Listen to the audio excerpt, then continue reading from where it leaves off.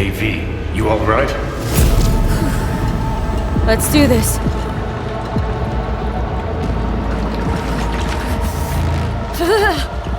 Give out what this is.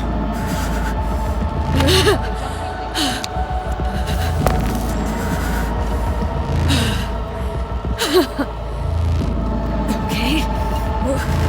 What now? Pareil. Johnny? You barré? On a le plancher.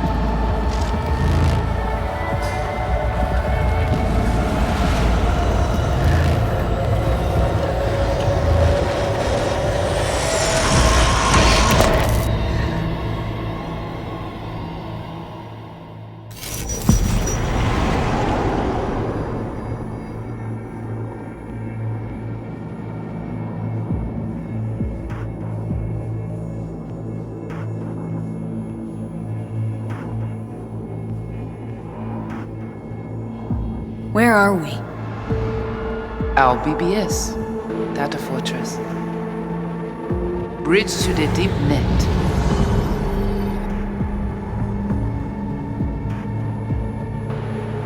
Beyond, there are no borders.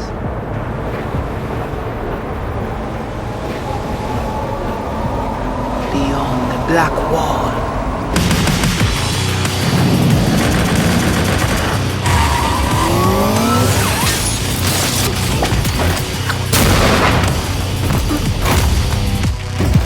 Welcome to the Cyberpunk 2077 2019 Deep Dive video. In last year's gameplay reveal, we showed you our vision for the world of Cyberpunk 2077, its quests, Stop where you are! and visual design. This year, we'd like to give you a peek at some of the playstyles you'll be able to adopt as your character progresses through the story. Here goes nothing. You're about to see sequences embodying two distinct approaches to playing Cyberpunk. We'll show you a strong solo build, that is, a character who focuses on employing blunt force and taking instant action, and a netrunner build, a playstyle taking frequent advantage of stealth tactics, hacking, and battlefield control achieved using malicious software. Additionally, you'll learn more about Pacifica, one of the game's districts, two gangs, the Animals and the Voodoo Boys, and you'll see glimpses of Johnny Silverhand, the digital construct who haunts our main character, V. A word of caution. Given that the video covers a section of the game deep into the main storyline, we have edited the footage to contain as few spoilers as possible. Be aware that the gameplay as presented does reveal characters and locations you'll see while playing the game's main story arc, so watch at your own discretion. Where are we headed? As per Wallace's campaign promise, quote, This way. In this video, you'll experience a segment of a quest from the middle of the game. We're currently in Pacifica, one of Night-City's 6 unique districts. No Pacifica well. Nah. You guys aren't exactly great at rolling out the welcome mat for outsiders. It was designed to be a tourist hotspot within the city. As you can see, this didn't pan out. When uncertainty struck the global economy, investors pulled their funding, leaving most establishments unfinished. It's one of those places where expectations and reality collided, resulting in a heap of disappointment. Ongoing gang wars plague this part of the city. Outsiders don't come here if they don't have to. Even by Night-City's standards, it's dangerous to those unfamiliar with it. Taking a casual stroll here would not be a good idea. A fast motorbike or armor-plated car would be the safer option. But places like this have their advantages. If you're in need of rare goods or illegal cyberware, Pacifica's bustling local markets are a good place to start your search. The Grand Imperial Mall is a whole other story. It was one of the last developments in Pacifica to lose its funding. Until recently it stood vacant, but now a gang called the Animals has moved in for reasons unknown. Something's not going right for the big guy up top. And that's what we need to learn in order to earn the trust of the Voodoo Boys, the Animals' rivals. What the hell? Could fucking tell me what you plan to do first. You take job. You do what I say. So you jack in now. Of the many gangs in Cyberpunk 2077, the Voodoo Boys are the most skilled at using the net. You have now seen Pedrezo Agüe, our subnet. Why? What for? You are my vessel now.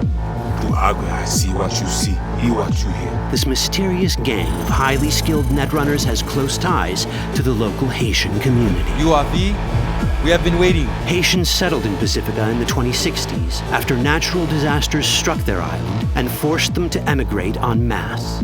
The Voodoo Boys gang formed around this same time, though at a smaller scale. Now the gang effectively rules Pacifica. The Voodoo Boys don't usually work with outsiders. Lucky for us, it seems they're prepared to make an exception this time. Mr. Hand sent me. He said you got merc work needs doing. Still, to earn their trust, we need to prove our worth. Placide, one of the Voodoo Boys' higher-ups, has offered us a mission. We need to infiltrate the Grand Imperial Mall, currently occupied by the Voodoo Boys' deadly enemy, a gang called the Animals. 20:35:07. 3 seconds before, poof, the camionette. We try to learn where the camionette come from. The Animals are not your normal gang. Their presence in Pacifica is suspicious. They value might above all else and wear melee combat implants to raise their prowess in combat. Their beverage of choice is juice, a potent strength and speed-enhancing concoction. As sought-after bouncers, they're usually dispersed throughout town. As skilled street-level business types, they've cornered the market in illegal substances and underground live-or-die prize fights. When they converge in one spot, it's for something big. It's then they appoint the fastest and strongest among them as their ad hoc leader. In this case, it's a woman named Sasquatch. Said you wanted my bag. That's insane. No. As far as I remember, you said no bone brain buffaloes on steroids. Afraid that's the cost of doing biz. This is the tech Placide was talking about. It seems non-standard for the Animals. And this is where we come in. Getting to the van won't be easy, but we're more than qualified for the job, which we can complete in one of many ways. The character creation in Cyberpunk 2077 is the kind you'd expect from a full-fledged RPG. You start by choosing your past, important because this unlocks special options at important story junctures. You also fully customize your character using a deep customization system that spans not only your look and style, but also your abilities. Cyberpunk 2077 does not feature fixed classes. Instead, it has a fluid class system that allows players to mix and match a wide range of abilities to suit their playstyles. You can create a strong solo character, a skilled netrunner, or any other hybrid class you can imagine.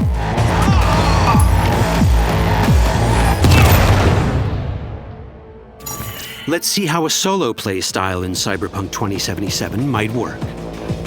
Solos prefer a direct approach.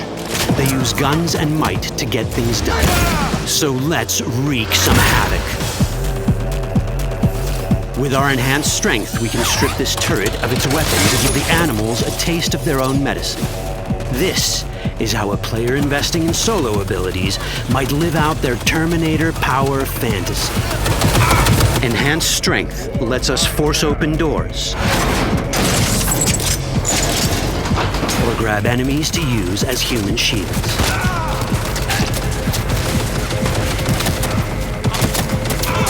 We also gain access to powerful melee combat cyberware. So even someone as fast and strong as Sasquatch, the leader of this group of animals, is not impossible to beat for a solo. But Sasquatch has a different game plan. She's out to jack in and hack us. Let's see how this plays out. Ready for some fun? Proceed. What's going on?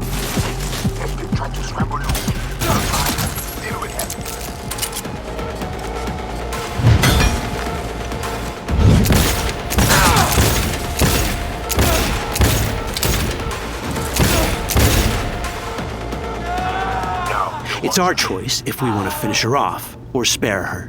Your Cyberpunk, your rules. If you'd rather sneak around, hide, and strike from the shadows, no problem. Just develop your net running skills to get around obstacles or hack into enemy tech to have it do the dirty work for you.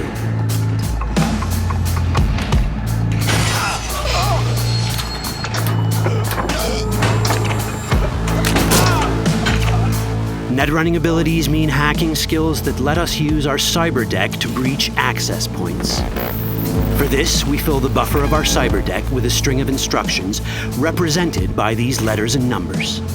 Matching the instructions for basic access grants us control of devices connected to this network. The more instructions we match, the more control we gain over elements in the network. We can hack our way through in numerous ways. A quick hack may grant us control of the security camera. Another one should let us tweak the difficulty of the training bot to create a distraction.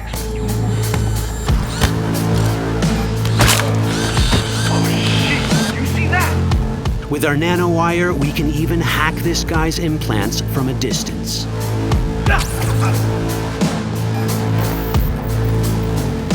In this world, almost everything is connected to a local network. And that means it can be hacked.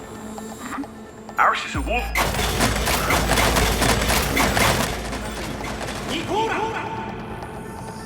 Which brings us back to cyberspace. You don't get to do anything in the net unnoticed. There's always someone watching. It could be corpos, or even worse, it could be Netwatch. And that is exactly the case here. Who is they?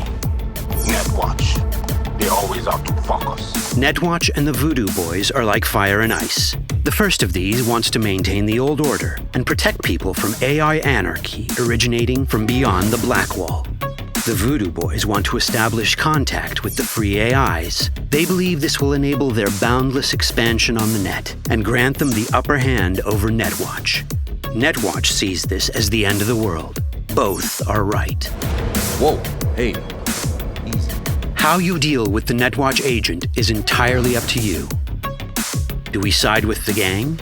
Choosing to be on Netwatch's bad side is never wise. But can we really trust the Voodoo Boys? You set me up! As you can see, we have many possible options. But in each case, we take a risk. Think I'll just stick to my plan.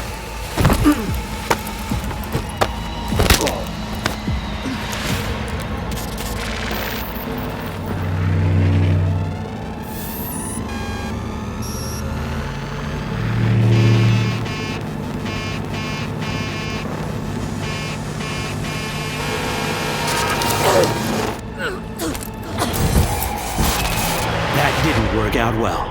In the world of Cyberpunk, few things go as planned. And that was just a glimpse of how complex the branching storyline in Cyberpunk 2077 can get. Every decision you make will have consequences. Your choices will shape how the world reacts to you and affect your relationships with those around you. One of those relationships is special. Ever heard of Johnny Silverhand? A rebel rocker boy who will be your companion throughout your adventure in Night-City? Come on, really think they give a rat's dick how you look? Like everyone in Cyberpunk 2077, he has his own agenda. You'll decide if he'll be your ally or your enemy. And that chip in your head, the one thanks to which Johnny lives inside your mind. Well, that's a story for another time. All that chip in it!